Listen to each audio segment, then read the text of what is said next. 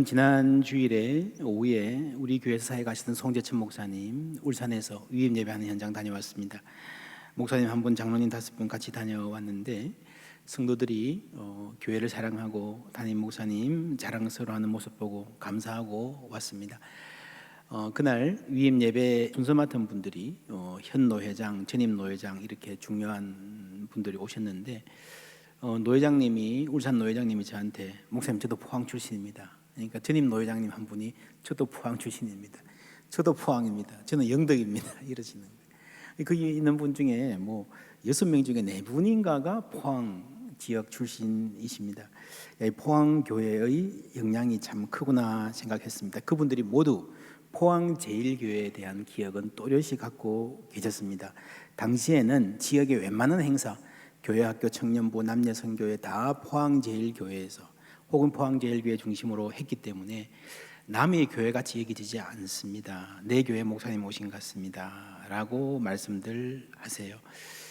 당시 말 들으면 금요일에 구역장 모임을 마치면 그 시간에 구역장들이 죽도시장으로 쏟아져 나가면 그때가 이 죽도시장이 가장 이렇게 생생하게 활기를 띠는 시간이었다 하는 말씀도 듣기도 했습니다. 그리스도인들로 인해서 거리의 표정이 바뀌는 모습, 사도행전에 보면은 예루살렘 성 오순절에 하루에 3,000명이 세례를 받았다는 기사가 나옵니다.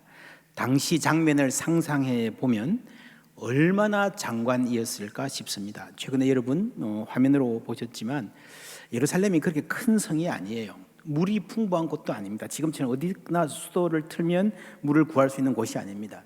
그렇다면 광장이나 골목, 거리 중간중간에 물 있는 곳마다 사람들이 줄 서서 세례를 기다리면서 장사진을 이루었을 거예요. 기다리면서 기대에 설레는 눈빛, 세례받고 나오면서 기쁨에 넘쳐서 웃는 사람들, 이게 무슨 일이야 하면서 눈을 동그랗게 뜨고 묻는 사람들, 사람들이 막 몰려다니니까 영문도 모르고 막 좋아서 팔짝팔짝 뛰는 아이들, 온 도시가 들썩거리던 그 장면, 교회가 도시의 표정을 바꾸어 놓는 장면을 상상해 보면서 우리에게도 그런 날 주시기를 소원합니다. 3,000명의 세례 장면을 생각하면서 3,000개의 카네이션 박스를 기도하면서 준비하는데 작은 거지만 그래도 우리 교회의 로고가 새겨진 선물을 3,000분의 어르신이 적어도 이 포항 땅에서 들고 다니는 날이 얼마나 복된 날일까. 하나님 안에서 그리스도의 사랑을 나누고 싶은 마음과 이 도성에서 하나님의 이름이 높아지기를 원합니다 하는 우리의 고백이 거기에 담길 거라고 저는 믿습니다. 1층에 내려가시면 이렇게 삼천송이 장미 써놨는데요, 색깔이 쫙 변하고 있습니다. 우리가 헌금 한 것만큼 지금 색깔을 바꾸고 있으면서 함께 기도하는데 여러분 함께 기도해 주시고 원하시는 분들은 함께 마음을 모아 주시면 감사하겠습니다. 이것이 작은 일일 수 있지만 여러분 작은 일로 인해서, 작은 실천으로 인해서 생긴 변화들이 역사의 새아침을 밝게 한 사실을 우리는 잘 알고 있습니다. 교회의 역사입니다. 예수님의 부활은 예루살렘 성경교의 작은 언덕에서 일어난 사건이지만 그것이 세계의 역사를 바꾼 것은 그 부활을 목격한 사람들의 삶이 달라졌기 때문입니다. 그들은 말로 예수가 다시 살아났다고 증언했을 뿐 아니라 실제로 그 믿음대로 살았습니다. 부활의 생명은 죽었던 예수의 육체, 그 몸에서 드러났을 뿐 아니라 무기력하고 패배주의에 절어있던 사람들의 삶에서 또 나타났습니다. 그래서 우리는, 성경은 교회를 그리스도의 몸이라고 하는 겁니다. 부활의 생명이 나타나는 현장입니다. 오늘 성경은 말합니다. 우리가 한 몸에 많은 지체를 가졌으니, 몸은 소마고요, 지체는 메로스입니다. 이것이 당시 사람들에게는 아주 익숙한 중요한 개념이었습니다. 여러분, 이 책은 제가 쓴 책인데요, 갖고 계신 분 많죠? 읽으신 분은 그리 많지는 않겠지만 꼼꼼하게 읽으신 분 계시는 걸로 알고 있습니다. 이 책 1장에 보시면 아리스토텔레스 말이 많이 나오는 것 기억하실 겁니다. 한 부분 인용하면 아리스토텔레스는 폴리스, 도시국가죠, 아테네 같은 폴리스의 독특한 위상을 몸, 소마와 지체, 메로스, 바울과 똑같은 말이 그대로 나옵니다, 의 유비로 설명한다. 놀라운 것은 폴리스에 소속되지 않은 인간은 인간이라고 할 수 없을 정도로 인간에게 공동체가 중요하다라고 했습니다. 사람의 몸이 있고, 몸이 폴리스예요. 몸이 공동체예요. 손이 있으면 개인이죠. 근데 이 손이 자기 혼자 떨어져 있으면 아무 소용없다는 거죠. 혹시 조각을 만들어 놓고 이 돌로 만든 손은 떨어져 나가도 손처럼 보이지만 그거는 진정한 의미의 손이라 할 수 없다. 왜냐하면 만물은 그것이 하는 행위와 능력으로 정의되기, 그 기능으로 정의되기 때문이다는 거죠. 손이 몸 전체하고 붙어 있어 기능을 해야 진짜 손이라 하는, 여러분 아주 놀라운 생각입니다.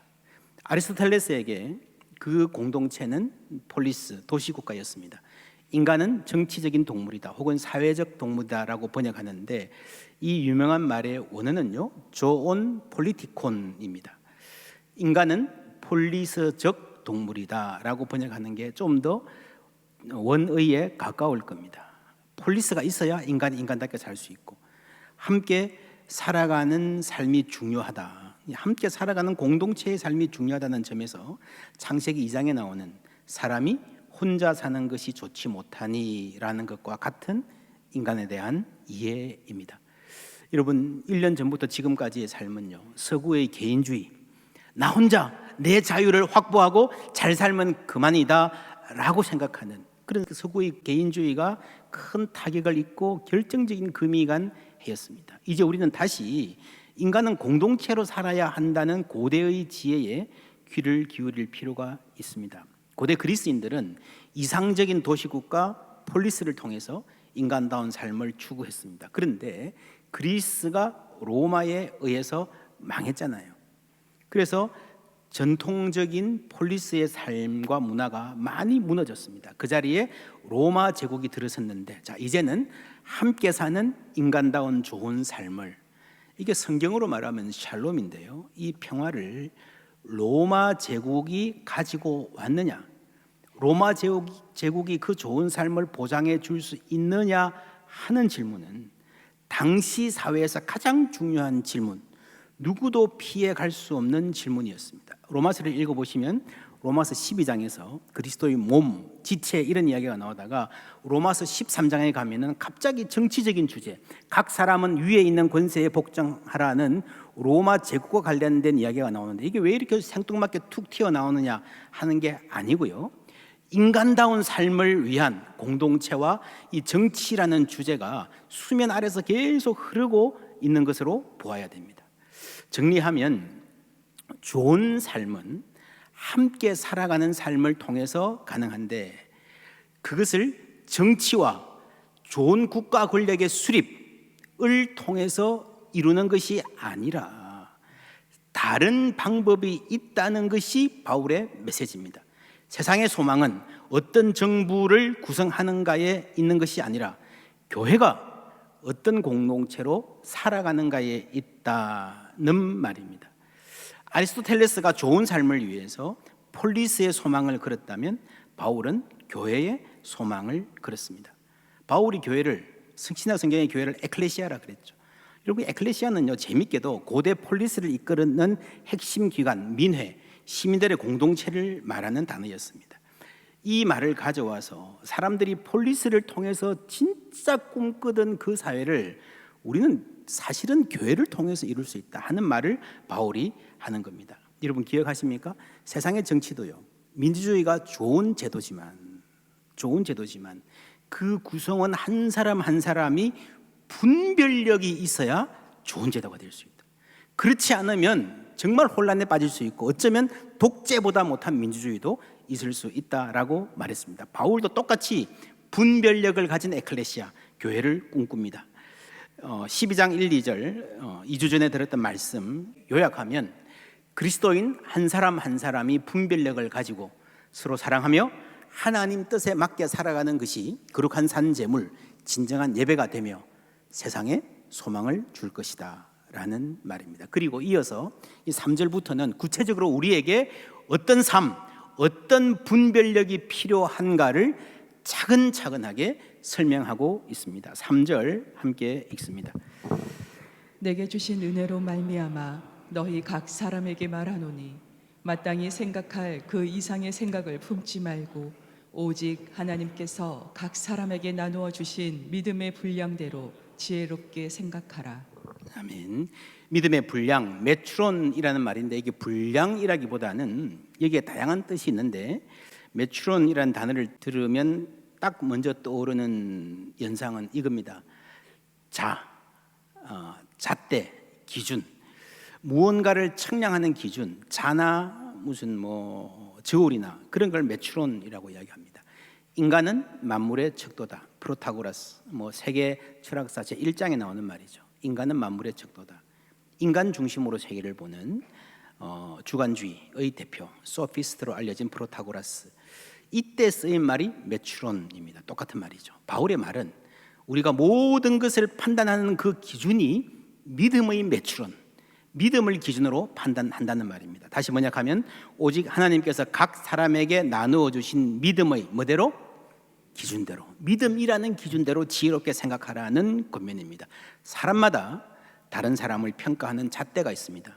어떤 사람은 외모로, 어떤 사람은 재산으로, 어떤 사람은 집안 배경으로, 어떤 사람은 학력으로 사람을 평가하지요. 여러분 어떻게 평가하십니까? 뭘 중요하게 생각하십니까? 바울이 말하는 것은 믿음이라는 기준입니다. 이 기준은 단순히 교회 생활을 열심히 하면 좋은 사람이다라는 말을 넘어서는 개념입니다. 고린도후서 5장 16절 함께 읽습니다. 그러므로 우리가 이제부터는 어떤 사람도 육신을 따라 알지 아니하노라. 비록 우리가 그리스도도 육신을 따라 알았으나 이제부터는 그같이 알지 아니하노라. 십자가에 못 박힌 예수, 육신의 기준을 따라보면, 세상의 기준을 따라보면 실패자입니다. 가장 비참한 사람입니다. 누구도 말 섞기를 싫어하는, 보면 고개를 돌려버릴 만한 실패자, 흠모할 만한 아무 모양도 이유도 없는 사람입니다. 그러나 육신의 기준이 아닌 믿음이라는 새로운 기준으로 보면 그리스도는 가장 존귀한 분이고 가장 영광스러운 분이십니다. 부활하신 그리스도를 만나고 바울의 생각이 바뀌었습니다. 예수 저 사람 위험한 사람이고 실패자야 했는데 가장 존귀한 분이라고 생각이 바뀌었습니다. 그때부터 모든 생각이 바뀌는 겁니다. 세상 만물을 보는 기준 자체가 완전히 바뀌는 거예요. 믿음은 사람을 보는 새로운 잣대, 분명한 기준을 선물로 줍니다. 우리는 이제 어떤 사람도 육신을 따라 판단하지 않습니다. 고린도 전서에 보면요, 교인들끼리 세상 일로 재판이 벌어졌을 때에 어떻게 해야 하는가 하는 질문을 다루고 있습니다. 그럴 때에 법정에 가지 말고 교회 안에서 해결하라고 명령하는데 그 이유를 보십시다. 그런즉 너희가 세상 사건이 있을 때에 교회, 에클레시아에서 경히 여김을 받는 자들을 세우느냐. 여러분, 교회에서 경히 여김을 받는 자들은요, 세상 재판장들을 말합니다. 세상의 권력자들이고 학식 있는 자들이고 존중받는 자들이고 그 사회에서 말의 권위를 인정받는 사람입니다. 그 사람하고 친하다 그러면요, 뭔가 어깨가 으쓱하고 자랑할 만한 그런 사람을 말합니다. 그러나 교회에서는 그렇지 않다는 거죠. 교회는 사람을 보는 다른 기준을 갖고 있다는 말입니다. 그것이 믿음의 기준입니다. 여러분, 믿음의 기준이 생기면 세상이 달라집니다. 내가 연약할수록 더욱 귀히 여기사.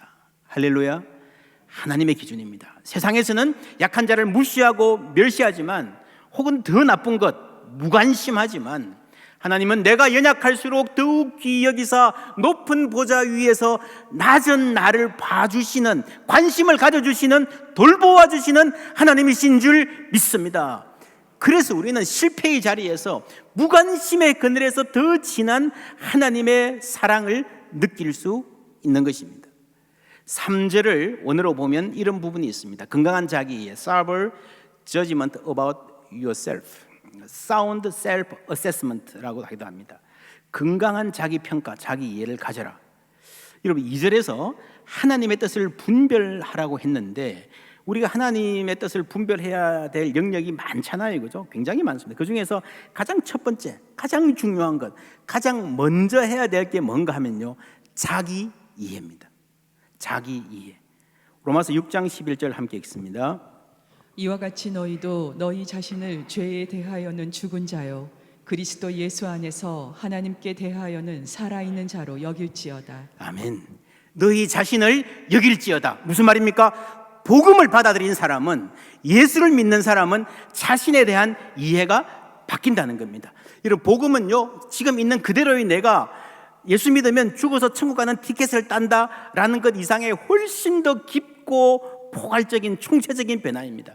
이 총체적인 복음은, 포괄적인 변화는 반드시 자기 이해의 변화를 포함합니다. 예수를 믿고 나면요, 내가 어떤 사람인가라는 그 생각이 바뀌는 거예요. 여러분, 좋은 삶은 함께 사는 삶이라 했습니다. 근데 함께 사는 게 쉽지 않거든요. 함께 살려면, 함께 잘 살려면요, 먼저 나를 알아야 합니다. 자기 이해가 건강해야 됩니다. 예를 들어 볼게요. 12장 15절에 이제 좀 읽어 내려가시면, 즐거워하는 자들과 함께 즐거워하고 우는 자들과 함께 울라. 여러분, 이게 모든 사람이 원하는 좋은 삶입니다. 얼마나 흐뭇하고 아름답습니까? 그런데 쉽지 않아요. 여러분, 뭐가 더 어렵습니까? 슬픔 당한 사람과 함께 슬퍼해주고 아파해주는 것과 즐거워하는 사람과 함께 즐거워해주는 것, 뭐가 더 어렵습니까? 여러분, 아픔 당한 사람과 눈물 흘려주는 것 쉽지 않지만, 누군가 잘 되면, 누군가 사업이 대박 나면, 누구 자녀가 잘 됐다 그러면 그걸 기뻐해 주는 게요. 사촌이 논을 사면 그렇죠. 이게 쉽지 않아요. 비교 의식 때문입니다. 내 열등감 때문입니다. 나의 자존감의 토대가 허약하기 때문입니다. 분명히 이웃에게, 사촌에게 좋은 일이 생겼는데 비추어 보면 내가 비참해 보일 것 같아서요, 웃을 수 없는 거예요. 요즘에 이 서점가에서 자존감이라는 말이 들어간 책이 잘 팔립니다. 한때 베스트셀러였던 미움받을 용기라는 책도 같은 범주죠. 자존감의 문제로 고민하는 사람들이 많다는 겁니다. 여러분, 자존심은 강한데 자존감은 형편없는 경우가 많잖아요. 쓸데없는 자존심, 특징이 뭡니까? 자존심을 내세울 대목이 아닌데 그게 불쑥 막 튀어나오거든요. 고개를 들거든요. 네가 왜 거기서 나와? 그래서 우리는 얼마나 많은 관계를 망치고 인생의 기회를 놓치고 있는지 모릅니다. 그리고요, 진짜 필요할 때, 건강한 자존감이 필요할 때는 없어요. 안 보여요. 개똥도 약에 쓰려면 없다. 믿음은 우리의 교만을 치유합니다. 요즘 젊은이들 쓰는 말 중에요, 현타라는 말이 있습니다. 현타라는 말이 무슨 말인지 아십니까? 현실 자각 타임을 줄여서 현타라고 그럽니다. 자기 주제를 모르고 막 까불던 사람이 갑자기 현실을 알게 되었을 때 그걸 현타라 그래요. 참 아픈 말이죠. 하필 타자가 들어가가지고 이렇게 뭘 타격한다, 이런 느낌이 들어요. 저는 여러분, 스스로 대단하다고 생각하고 막 까불다가 내가 별거 아니구나, 사람이 현실을 자각하면 그 순간이 망치로 타격을 가한 것 같이 아프지만 자기 자리로 돌아가는 것은 도움이 됩니다. 믿음에 이런 면이 있습니다. 내가 죄인이라는 것을 깨닫게 하고 겸손하게 만듭니다. 그러나 그것이 전부가 아니지요. 복음에는 나는 죄인이라는 자각이 있지만 그럼에도 불구하고 하나님이 나를 사랑하신다, 예수님 때문에 나는 존귀한 하나님의 자녀가 되었다는 진짜 현실, 더 중요한 현실, 더 견고한 하나님의 현실이 함께 있는 줄 믿습니다. 그래서 복음에는요, 건강한 자기 이해가 있는데 여기는 냉철한 자기 인식. 세상 사람들이 말하는 현타가 있다면 그것이 다가 아니라 따뜻한 자기 돌봄, 있는 그대로 자신을 수용할 수 있고 스스로를 배려할 줄 아는, 지혜롭게 자신을 돌볼 줄 아는 능력이 복음 안에 있는 것입니다. 자신을 진정으로 사랑할 수 있는 사람, 건강한 자존감의 토대가 있는 사람이 견고한 그리스도인이 될 수 있는 거예요. 어떤 30대 젊은 목사님이 그런 글을 썼어요. 20대 때 자기가 눈이 높았는데 지금 알고 보니까 진짜 눈이 높은 게 아니고요, 외모만 봤다는 거예요. 외모 지상주의. 후배들이 만나면 그런데 오빠 그때 눈이 얼마나 높았는지 알아? 김태희 같은 미모가 아니면 절대 안 사귄다 그러고 다녔어. 지금 생각하면 너무 부끄러운데 쥐 구멍에라도 들어가고 싶은데 그때 왜 그랬을까 생각해 보니까요, 그때 내가 구한 것은 예쁜 여친이 아니라 자존감이었다.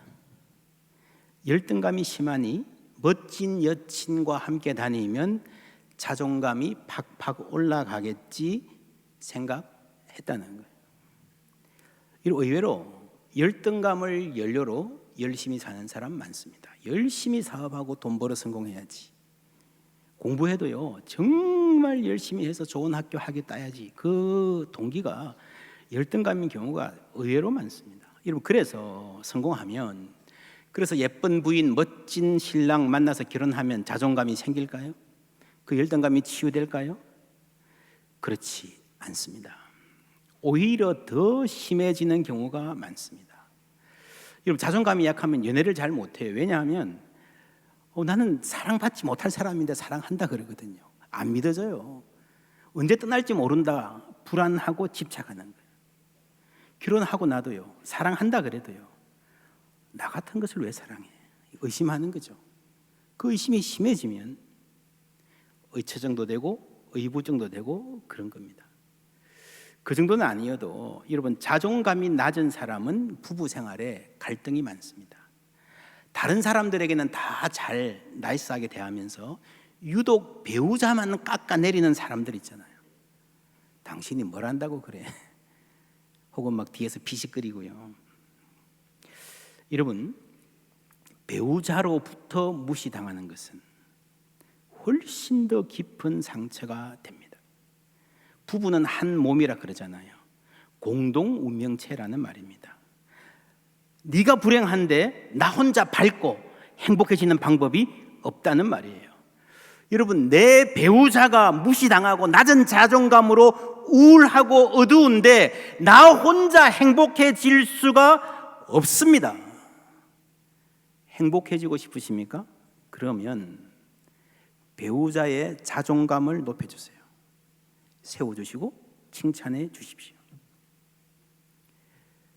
그런데 그게 잘 안 된다 하는 경우, 내가 먼저 치유받아야 됩니다. 해결책은 그리스도의 복음입니다.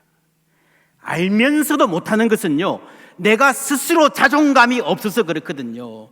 예수님이 나를 사랑하신다는 사실을 진정으로 아는 사람, 나는 하나님의 존귀한 자녀 되었다는 것을 확고히 믿는 사람은 스스로를 사랑할 수 있고, 그 건강함으로 배우자의 자존감도 높여줄 수 있을 줄 믿습니다. 우리가 로마서에서 배우는 복음은요, 아주 현실적입니다. 우리의 모든 것을 변화시키는 능력입니다. 우리의 가정생활도 능히 변화시킬 줄 믿습니다. 여러분, 복음을 아는 견고한 그리스도인, 건강한 자기 이해를 가진 사람이 따뜻한 가정을 만드는 거예요. 우리가 존재 자체로 소중하다는 말 자주 합니다. 맞습니다. 틀리지 않습니다. 그런데 여러분, 원리는 그런데 사람은 할 수만 있으면 쓰임받기를 원합니다. 유용한 사람이 되기를 원합니다. 현실적으로 내가 아무 쓸모없는 존재라고 생각하면서 스스로를 사랑하기는 무척 힘듭니다. 오늘날 사람들이 힘든 것은 먹고 살 돈이 없어서가 아니라 내 인생 의미 없다? 내가 쓸모없는 존재라 느끼기 때문입니다. 그래서 오늘 말씀에 기능이라는 말이 나옵니다. 4절 함께 읽습니다. 우리가 한 몸에 많은 지체를 가졌으나 모든 지체가 같은 기능을 가진 것이 아니니. 여러분, 인간에게 내가 감당하는 기능, 펑션도 중요합니다. 지난 수요일에 우리 교회에서 하나부 장애인 예배 참 은혜롭게 드렸습니다. 우리에게 하나부 정말 감사하고 얼마나 자랑스러운지 모릅니다.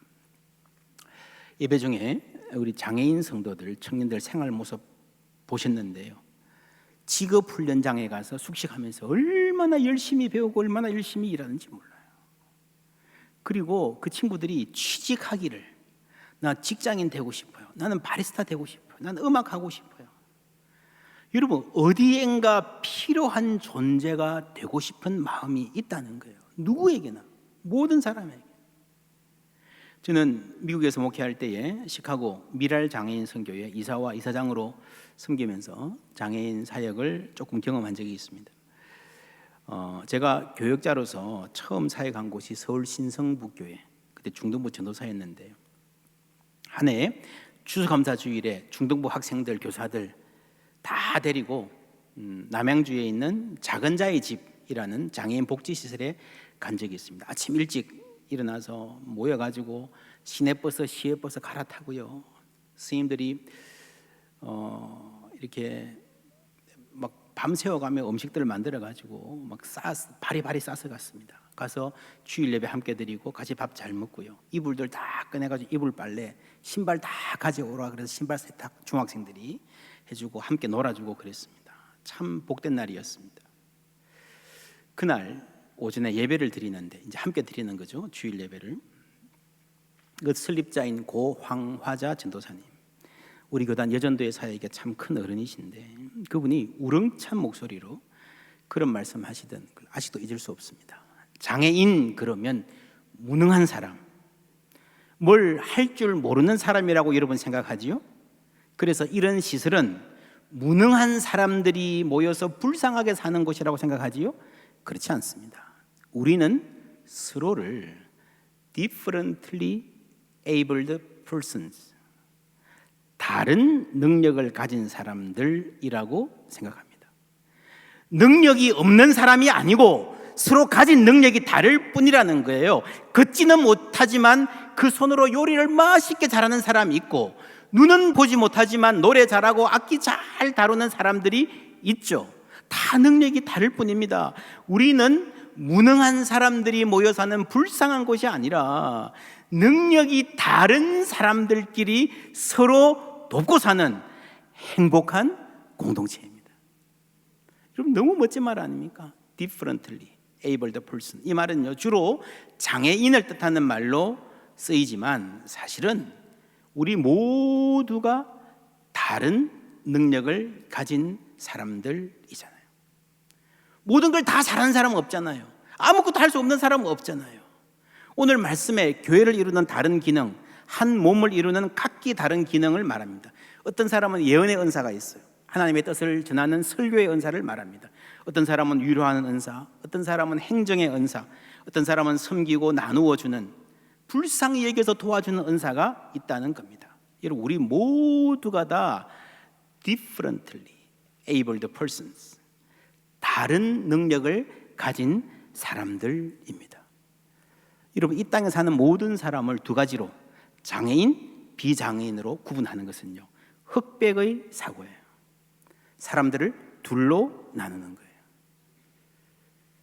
그러나 각자가 각가지 다른 능력을 가진, 다른 은사를 가진 사람들로 보면요, 그 사람에게는 이 세계가 칼납니다. 그렇죠? 총천연색으로 보이는 거예요. 여러분, 다 다릅니다. 여러분, 건강한 사람이라고요, 다 능력의 차이가 있고요, 할 줄 아는 게 다 다르고요, 좋아하는 게 다 다르고요. 장애인이라고 하더라도 그 장애의 정도와 꿈과 능력이 다 달라요. 결코 인간은 흑백으로 나누어 줄 수 없는 존재입니다. 여러분, 어떤 세상에 사십니까? 흑백입니까? 총천연색입니까? 여러분, 자녀가 어떤 세상에 살기를 원하십니까? 포항 제일교회가 어떤 교회가 되기를 원하십니까? 흑백입니까? 풀 컬러입니까? 개인주의 사회에서는 내가 하나라도 못 가지면, 하나라도 못하면 결점이 됩니다. 그러나 함께하는 공동체에서는 하나라도 할 수 있으면요, 그것이 축복이 되는 줄 믿습니다. 그것이 서로의 삶을 풍성하게 해줄 수 있잖아요. 우리는요, 모든 걸 다 잘할 수도 없고 다 잘할 필요도 없습니다. 다 잘해야 한다고 생각하는 것은 어리석은 것이고요, 그렇게 사람을 압박하고 몰아가는 문화는 악한 문화입니다. 믿음은 자기를 진정으로 사랑하고 소중히 여길 줄 알게 만듭니다. 그래서 믿음의 공동체는 각 사람이 가진 아름다움, 은사, 가능성을 발견하게 합니다. 그리고 꽃피고 열매 맺게 도와주는 거예요.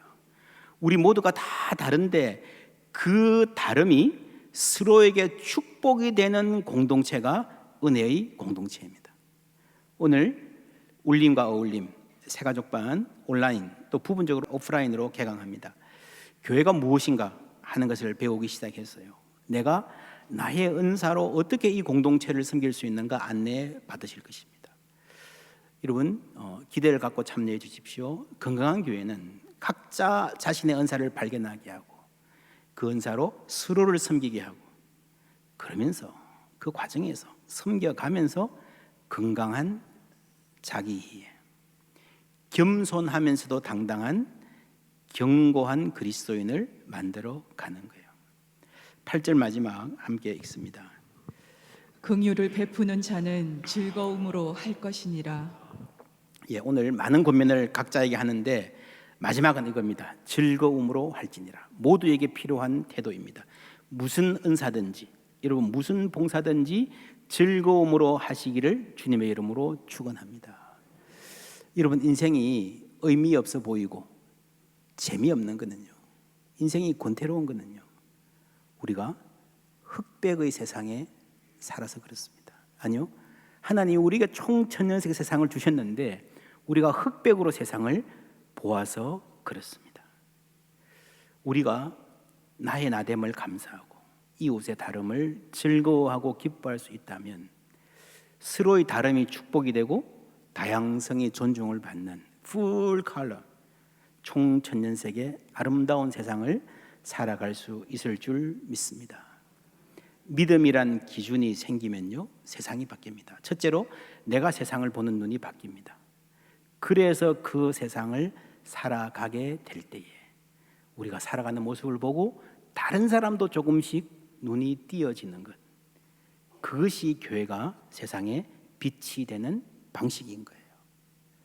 예수님 오실 때의 예루살렘, 율법주의에 나는 의인이고 너는 죄인이야, 흑백의 세상을 보고 살아가던 사람들을 해방시키셔서 하나님이 창조하신 이 세계와 사람들의 각양각색의 아름다움을 보는 사람들로 만들어 주셨습니다.